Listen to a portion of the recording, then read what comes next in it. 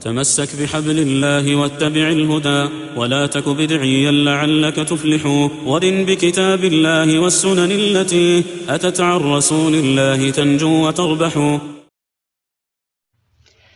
الحمد لله رب العالمين والعاقبة للمتقين ولا عدوان إلا على الظالمين. أشهد أن لا إله إلا الله إله الأولين والآخرين وأشهد أن محمدا عبده ورسوله المبعوث رحمة للعالمين صلى الله وسلم عليه وعلى آله وصحبه أجمعين. أما بعد. Ceci est le dernier cours sur la série l'importance de l'apprentissage de la science.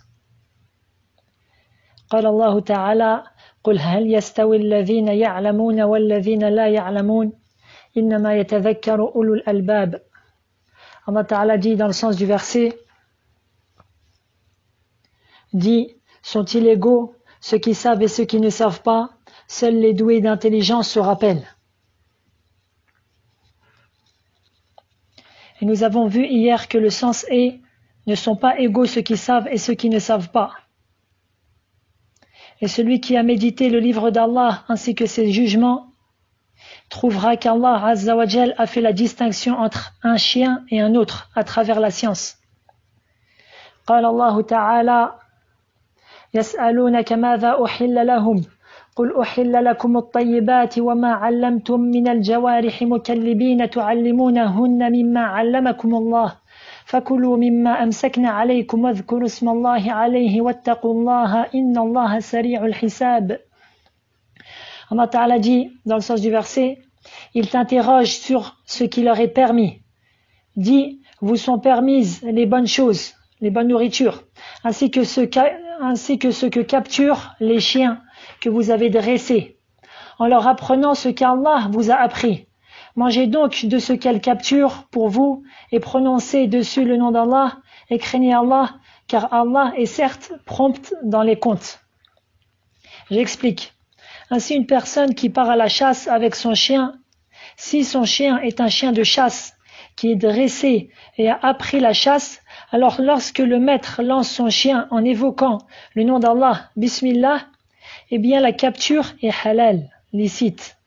Il est permis de la consommer, même si elle est retrouvée morte avec le chien.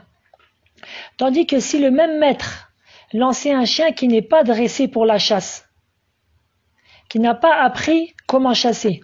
Et ce même maître citait le nom d'Allah lorsqu'il envoyait le chien. Eh bien, la capture retrouvée morte avec ce chien n'est pas halal, mais haram, impur, et n'est pas permis de la consommer.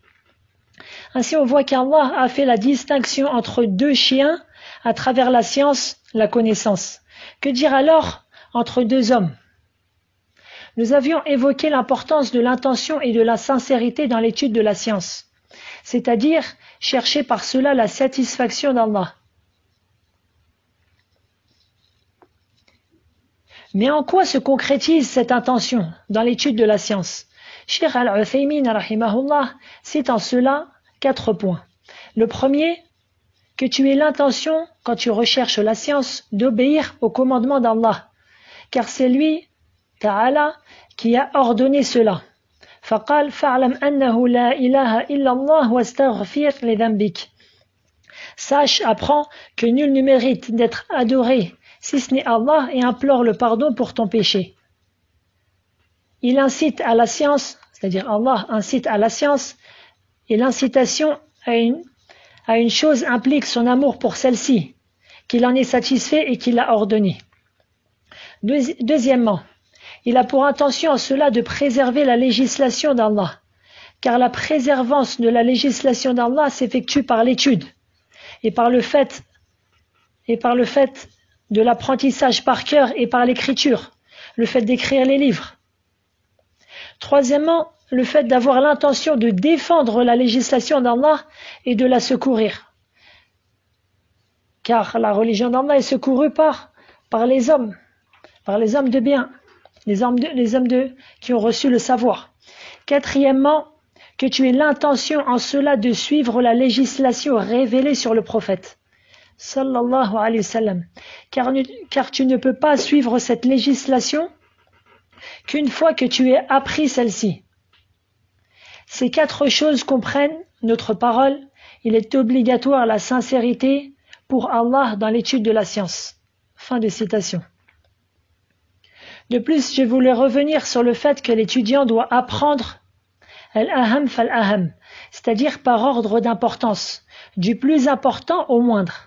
De plus, l'enseignant veille à faire évoluer son étudiant petit à petit, que cela soit l'enseignant dans la mosquée, dans l'école, ou l'homme avec sa famille, ou la femme avec ses enfants ou autre. قال الله تعالى ولكن كونوا ربانيين بما كنتم تعلمون الكتاب وبما كنتم تدرسون. Allah Ta'ala dit dans le sens du verset, cependant devenez des éducateurs érudits qui œuvrent de leur science de par ce que vous enseignez du livre révélé et de par ce que vous avez appris. جاء في صحيح مسلم جاء في صحيح البخاري معلقا عن ابن عباس رضي الله عنهما أنه قال كونوا ربانيين أي حكماء فقهاء وفي رواية حكماء وفي رواية حلماء فقهاء. Est venu dans le Sahih d'Al-Bukhari rahimahullah, sans qu'il ait cité la chaîne de transmission, que Ibn Abbas a dit dans l'explication du verset Kunu Rabbaniyin, c'est-à-dire des savants sages, des érudits sages. Et dans une version, des érudits indulgents. Et l'indulgence, c'est le fait de ne pas se précipiter, d'avancer graduellement. Ensuite, Al-Bukhari dit الرباني الذي يربي الناس بصغار العلم قبل كباره.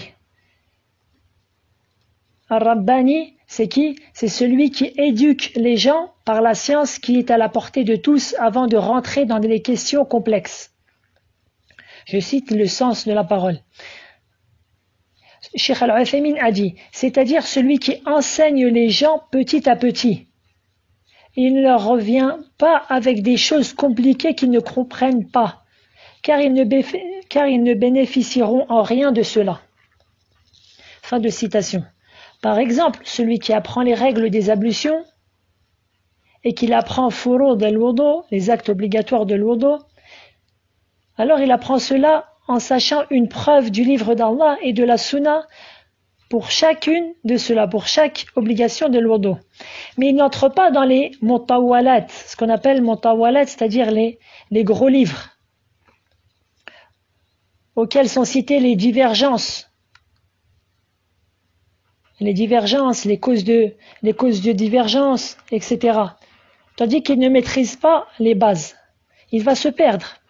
Bref, durant les cours que je vais dispenser, Inch'Allah, je vais chercher à faire évoluer celui qui suit ses cours petit à petit, de sorte qu'il sorte avec une science bien comprise. Wa billahi at-tawfiq. J'aimerais citer brièvement ce que les savants appellent ba'd mu'awiqati an talib al-ilm. Certaines choses qui coupent le chemin vers la science profitable. Avant tout, il nous doit de nous rappeler que l'étude de la science chez l'homme, avant tout, il nous doit de nous rappeler que l'étui de la science chez l'homme est le cœur. C'est-à-dire que la science atterrit dans le cœur. قال الله تعالى بل هو آيات بينات في صدور الذين أوتوا العلم. Il consiste plutôt en des versets évidents dans les poitrines de ceux à qui le savoir a été donné. Donc le savoir se trouve dans les poitrines. قال بعض العلماء العلم صلاة السر وعبادة القلب. Certains savants ont dit la science est une prière cachée et l'adoration du cœur. Fin de citation. Ainsi, cet étui qui est le cœur se doit d'être saint, propre, afin de bien recevoir cette science, de bien la comprendre et de bien la transmettre. Ne vois-tu pas que si une personne t'apportait l'une des meilleures nourritures, puis te la servait sur le couvercle d'une poubelle, Il ne fait pas de doute que cette nourriture va être altérée, va te faire fuir. Il se peut qu'elle soit même néfaste pour celui qui désirait prendre cette excellente nourriture de celui qui la propose sur un couvercle d'ordures. C'est ainsi que la lumière d'Allah n'entre pas dans un cœur ténébreux. A été rapporté dans les deux recueils authentiques, Al-Bukhari et Muslim, d'après Nu'man ibn Bashir, radiyallahu anhu, que le prophète sallallahu alayhi wa sallam a dit: Ala wa inna fil jasadi mudghah, idha salahat, salaha al-jasadu kulluh, wa idha fasadat, fasada al-jasadu kulluh, ala wa hiya al-qalb. N'est-ce pas que dans le corps se trouve un morceau de chair? S'il est bon, alors tout le corps devient bon. Et s'il est corrompu, tout le corps devient corrompu. N'est-ce pas que c'est le cœur? C'est-à-dire que ce morceau de chair est le cœur.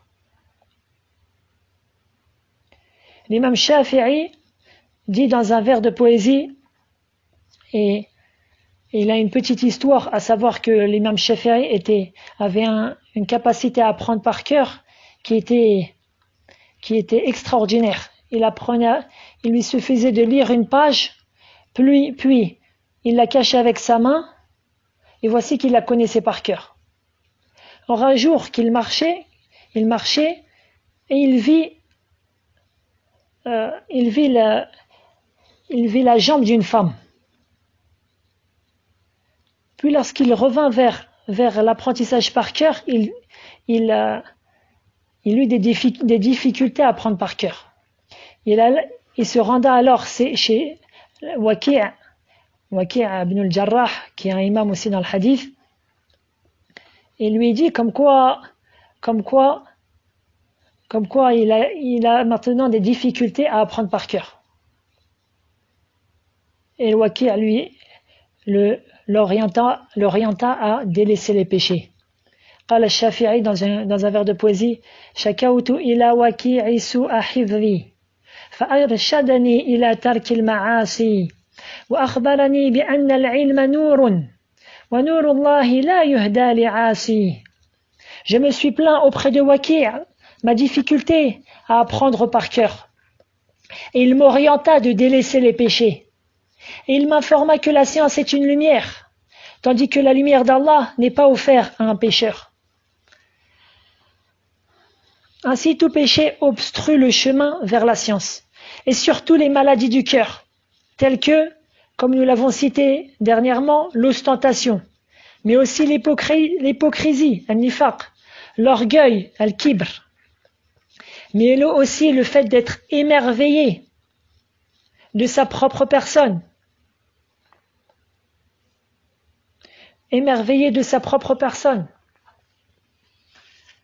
et de se voir trompé par celle-ci, al-ujb ou al-ghurur, le fait de se croire bien au-dessus de ce qu'elle est vraiment, bien au-dessus de tout le monde, ce qui engendre en général le vantardisme.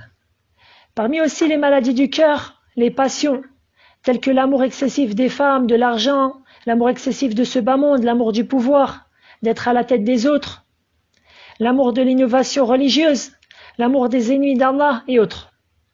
Parmi les maladies du cœur, le fait d'être plein de rancune et de rancœur. Parmi les maladies du cœur, la jalousie. La jalousie. Et je vais insister sur la jalousie, car grand nombre de gens qui rentrent dans la science sont éprouvés par cela. Les savants ont divergé sur la définition de la jalousie. Un grand nombre d'entre eux a dit que c'est le fait de désirer voir disparaître un bienfait présent sur une tierce personne. Désirer voir disparaître ce bienfait de lui. Tandis que Cheikh al-Islam Ibn Taymiyyah, rahimahullah, dit que la jalousie est le fait de détester voir un bienfait sur autrui. C'est-à-dire le seul fait de détester cela, d'y éprouver du désarroi, alors ceci est de la jalousie. Un grand nombre des savants contemporains voient que la définition d'Ibn Taymiyyah est plus juste, tandis que le fait de désirer qu'un bienfait disparaisse d'un autre, alors cela est le summum de la jalousie. Et ceux que le bienfait soit mondain, tel que le fait de détester qu'un autre ait une plus belle voiture que nous, une plus belle maison, qu'il soit en bonne santé et autres. Ou que ce soit un bienfait religieux, que la personne soit jalouse d'un bienfait religieux, tel le fait de détester qu'un frère en islam ait appris Surat al-Baqarah, qu'il a voyagé dans le sentier de la science et autres. La jalousie envers autrui est donc interdite, haram, que ce dernier soit musulman ou non. Que ce dernier soit musulman ou non. Cependant, le fait de jalouser le musulman est pire, car tu étais censé aimer pour ton frère en islam ce que tu aimes pour ta propre personne. Allah Ta'ala dit Am yahsuduna an-nas ala ma atahum Allah min fadlih. Allah Ta'ala dit dans le sens du verset, dans Surat al-Nisa, envie-t-il aux gens, sont-ils jaloux des gens, ou envie-t-il aux gens ce qu'Allah leur a accordé de par sa grâce? Je répète, envie-t-il aux gens ce qu'Allah a ordonné ce qu'Allah a donné de par sa grâce? Ceci est ce qu'on appelle istifham inkari. C'est une interrogation qui vise à réprimander l'acte cité. C'est une question rhétorique.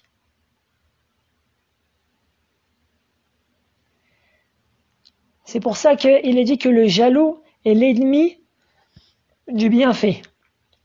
Et c'est comme s'il s'opposait au décret d'Allah. Car c'est Allah Azzawajal qui a voulu donner tel et tel bienfait à telle et telle personne. Tandis que ce qui a été rapporté que la jalousie fait brûler les hasanat, alors ce hadith a été rendu faible par Sheikh Al-Albani et Sheikh Ibn Baz. Rahimahumullah.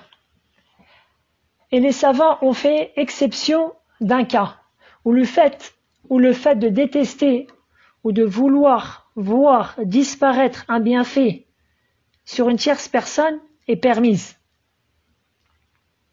Ibn Hajar, rahimahullah, dit et ils ont fait exception du bienfait qui se trouve sur un mécréant ou un pervers, tandis qu'ils l'utilisent dans la désobéissance d'Allah. Fin de citation. Cheikh Mohammed Saïd al-Hassan dit tu ne désires pas la voir disparaître car c'est un bienfait, mais car c'est un instrument de corruption. Je donne un exemple. C'est-à-dire, la fin de citation, je donne un exemple.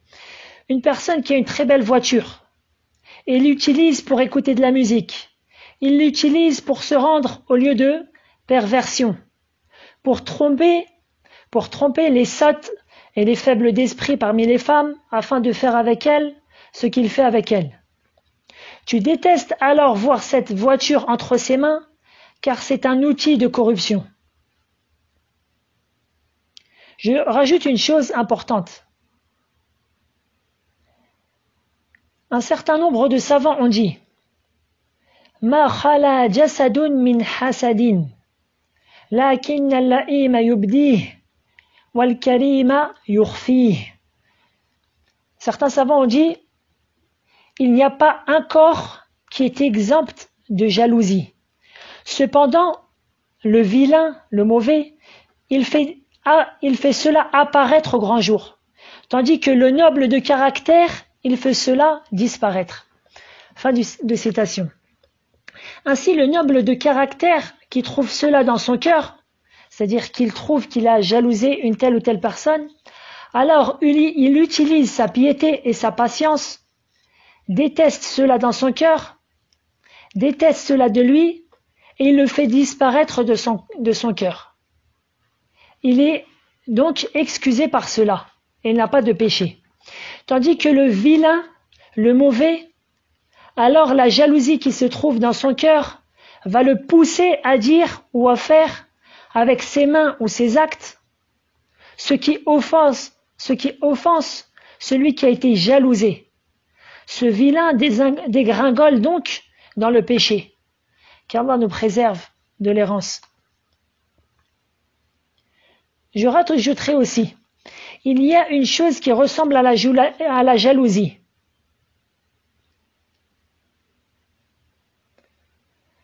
Il y a une chose qui ressemble à la jalousie et qui s'appelle al-ribta. Ceci est difficile à traduire, mais on peut traduire par l'envie. C'est-à-dire le fait de voir un bienfait sur autre sans détester cela, ni espérer que cela disparaisse, mais en espérant que tu sois comme lui ou mieux que lui. Je répète, lorsque tu vois un bienfait sur un tel ou un tel, que tu ne détestes pas cela et que tu n'espères pas qu'il disparaisse de lui, mais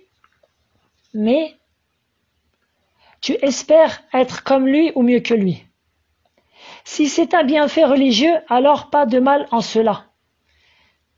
Comme est venu dans les deux recueils authentiques, Al-Bukhari et Muslim, je cite le hadith directement en français pour gagner du temps. D'après Ibn Umar radiyallahu anhuma, le prophète sallallahu alayhi wa sallam a dit « Pas d'envie si ce n'est dans deux principales choses. Un homme auquel Allah a accordé la connaissance du Coran et qui le récite aux heures de la nuit et du jour, et un homme auquel Allah a fait don de biens et qui les dépense aux heures de la nuit et du jour. » Fin du hadith. Tandis que si cela est dans un bienfait mondain, alors le musulman doit s'habituer à ne pas regarder et envier ceux qui ont une meilleure situation que lui. Il ne fait pas cela. Comme est rapporté dans le recueil authentique de l'imam al-Bukhari d'après Abi Huraira, قوله صلى الله عليه وسلم انظروا إلى من هو تحتكم ولا تنظروا إلى من هو فوقكم فهو أجدر ألا تزدروا نعمة الله عليكم. Le prophète sallallahu alayhi wa sallam dit dans le sens de ce hadith authentique, regardez l'état de ceux qui sont inférieurs et ne regardez pas celui qui sont supérieurs. Ceci est plus à même de ne pas mépriser le bienfait d'Allah sur vous. Fin du hadith. Malheureusement, à notre époque, la majorité d'entre nous ont inversé cela. Dans les objets de ce bas monde, on regarde ceux qui sont mieux que nous. Ce qui nous pousse à ne cesser de nous plaindre et à ne pas remercier Allah Ta'ala pour ce qu'il nous a donné. Et dans les choses religieuses, telles que la prière, les sadaqat, faire le bien, la science, on ne cesse de regarder ceux qui sont inférieurs à nous. Et ainsi, on produit que très peu d'efforts. On demande à Allah qu'il améliore notre situation. En dehors des maladies du cœur, parmi ceux qui coupent la voie vers la science, il y a ce qu'on appelle al-kasal, la fainéantise. Car l'étude de la science demande de déployer de grands efforts. قال الله تعالى والذين جاهدوا فينا لنهدينهم سبلنا وإن الله لمع المحسنين. Et ceux qui produisent des efforts dans notre cause, nous les guiderons certes sur nos sentiers. Allah est en réalité avec les bienfaisants. قال الفضيل بن عياض رحمه الله أي والذين جاهدوا في طلب العلم لنهدينهم سبل العمل به. Al-Fudayl ibn Iyad, qui est un grand savant, dit, c'est-à-dire, et ceux qui produisent des efforts dans l'étude de la science, nous les guiderons vers les chemins de sa mise en application. Et le prophète sallallahu alayhi wa sallam dit dans une de ses invocations authentiques, Allahumma inni a'udhu bika min al-ajzi wal-kasal. Oh Allah, je te demande protection contre l'incapacité et la fainéantise. La fainéantise est donc un mal dont le prophète sallallahu alayhi wa sallam demandait protection contre. Parmi les vers de poésie que j'ai pu entendre plus d'une fois de notre cheikh Abdel Mohsin Al-Abbad, hafizahullah, lui qui a pu atteindre un tel niveau de science qu'après avoir délaissé la fainéantise. Le poète dit Al-jaddu fil jiddi wal hirmanu fil kasali fansib tusib an qaribin ghayat al-amali. C'est-à-dire al-jadd huwa al-hadh wa al-nasib. C'est-à-dire la grande part dans les grands efforts et la privation se trouve dans la paresse. Fatigue-toi donc, tu obtiendras sous proche tes ultimes désirs. Fin du vers. Parmi ceux qui coupent le chemin de la science, les mauvaises compagnies, ceux qui tirent vers le bas. قال الله تعالى يا أيها الذين آمنوا اتقوا الله وكونوا مع الصادقين. Ô vous les croyants, craignez Allah et soyez avec les véridiques. Et mafhum al-mukhalafa est la compréhension opposée du verset et que l'on ne doit pas être avec ceux qui ne sont pas véridiques, parmi les menteurs et ceux qui te tirent vers le bas. L'imam Abu Daoud rahimahullah rapporte un hadith et Sheikh Al-Albani dit qu'il est authentique, la parole du prophète sallallahu alayhi wa sallam, al-mar'u ala dini khalilih falyanzur ahadukum man yukhalil. L'homme est selon la religion de son compagnon bien-aimé. Regardez donc qui vous prenez comme compagnon. Fin du hadith. Ainsi les savants s'entraidaient dans l'étude de la science, tel que l'exemple qui est connu, les deux savants du hadith, Abu Zur'a al-Razi et Abu Hatim al-Razi, qui s'entraidaient dans la science. Donc si la personne peut avoir un compagnon d'études avec qui il révise le Coran, il révise les cours, alors c'est une chose qui va l'aider dans l'apprentissage de la science. Enfin, je voulais terminer cette série de cours en citant quelque chose, c'est wazifatul ilm, la fonction de la science sur celui qui l'a reçue. C'est-à-dire en quoi va jouer la science sur la personne qui l'a reçue réellement. La première des choses que je citerai est la science utile engendre à celui qui l'a reçue correctement al-khashya, c'est-à-dire khashyatullah, la crainte d'Allah. قال الله تعالى إنما يخشى الله من عباده العلماء. Seul craignent Allah parmi ses serviteurs, les savants.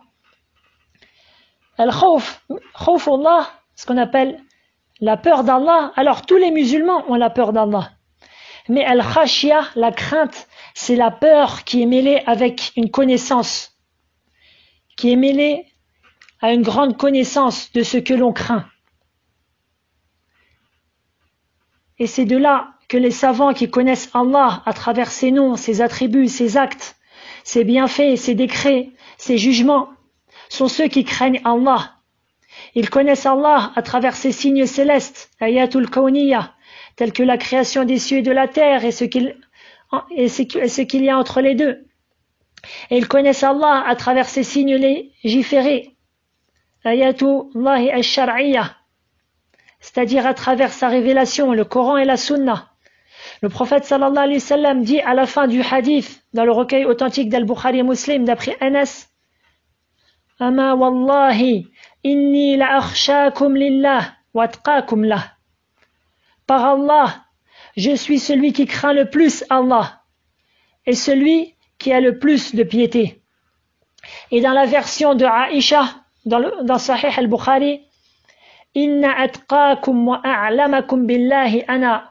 Celui qui craint le plus Allah et celui qui est le plus savant d'Allah, c'est bien moi.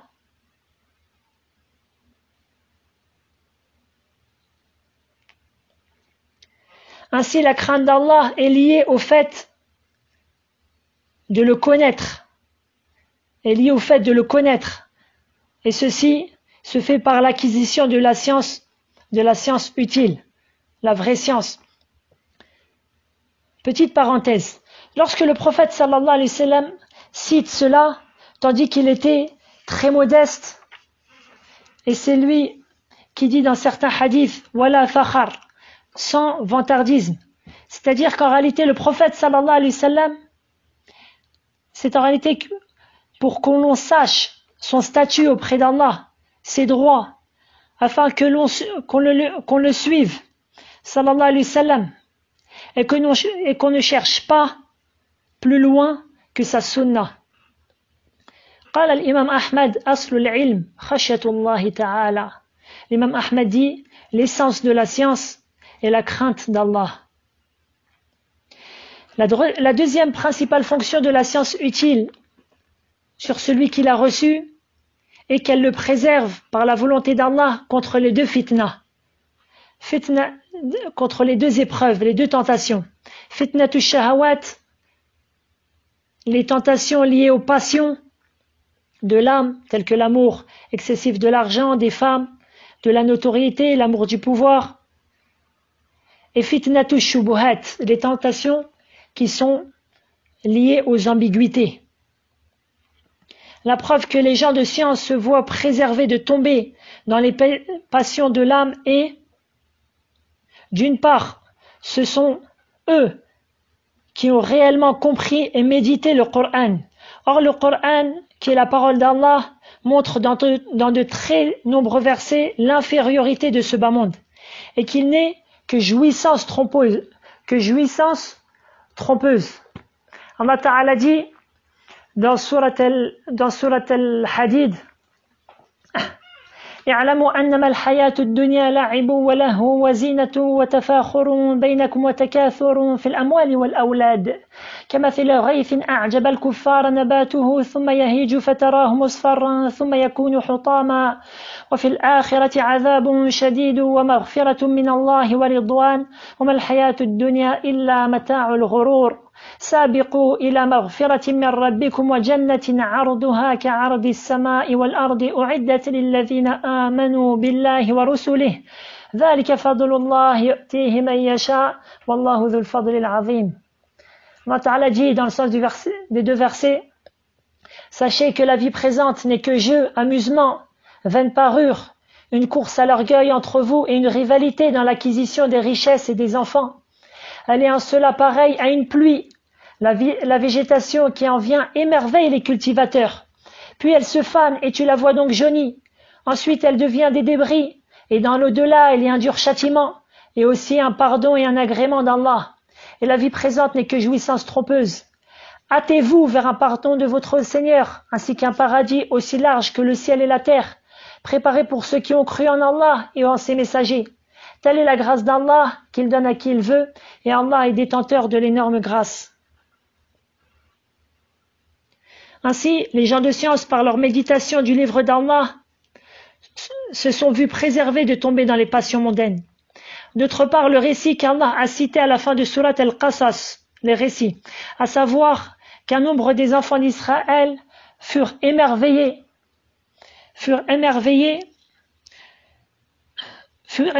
par Qarun et son immense fortune. Allah Ta'ala dit,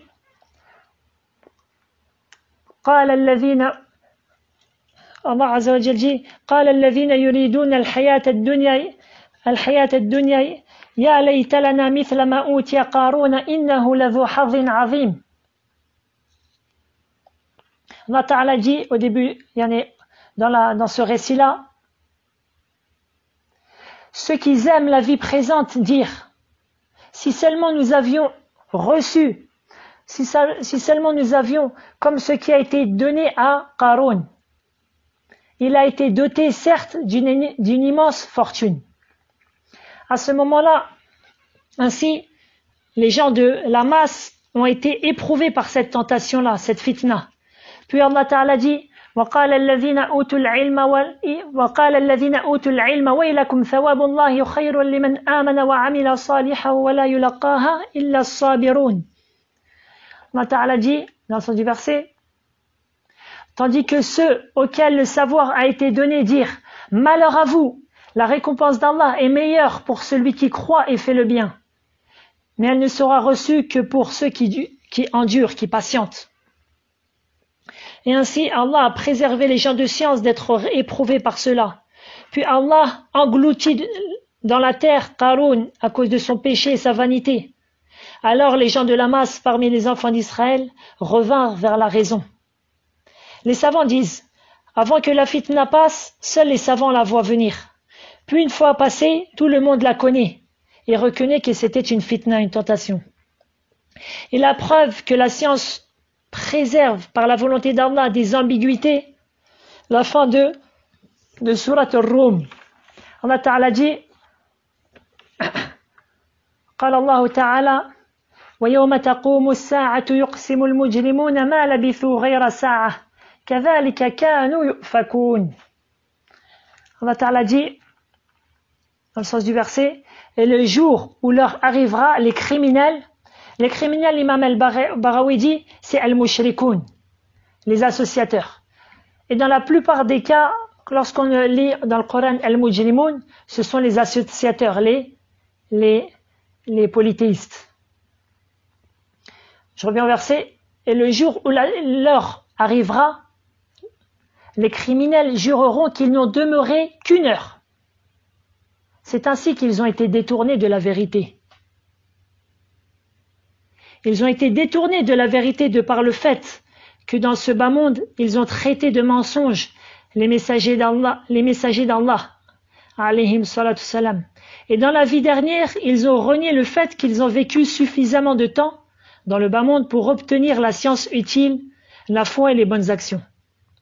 Ensuite, Allah Ta'ala dit وقال الذين أوتوا العلم والإيمان لقد لبثتم في كتاب الله إلى يوم البعث فهذا يوم البعث ولكنكم كنتم لا تعلمون. Tandis que ceux à qui le savoir et la foi furent donnés dirent: Vous avez certes demeuré d'après le décret d'Allah jusqu'au jour de la résurrection. Voici le jour de la résurrection, mais vous ne saviez point.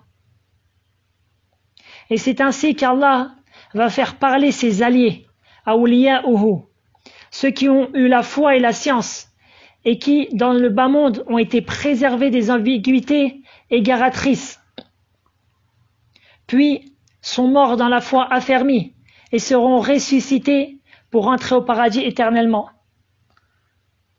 On voit ainsi que la science a préservé les gens de science de tomber dans les tentations dans les ambiguïtés qui égarent. Allah Ta'ala dit aussi dans Surat An-Nahl, en faisant la scission entre les gens de l'ignorance et du polythéisme d'une part, et les gens de la foi et la science d'autre part, en commençant par le premier groupe. Allah Ta'ala dit ثم يوم القيامة يخزيهم ويقول أين شركائي الذين كنتم تشاقون فيهم. Puis le jour de la résurrection, il les couvrira d'ignominie et leur dira: Où sont mes associés pour lesquels vous combattiez? Et ceci, c'est le premier groupe, ceux qui ont été ignorants et qui étaient associateurs. Ensuite, Allah cite le deuxième groupe. Et il dit ainsi: قال الذين أوتوا العلم إن الخزي اليوم والسوء على الكافرين. Allah Ta'ala dit: Et les gens de science diront: certes, l'ignominie aujourd'hui, et le châtiment sera pour les mécréants.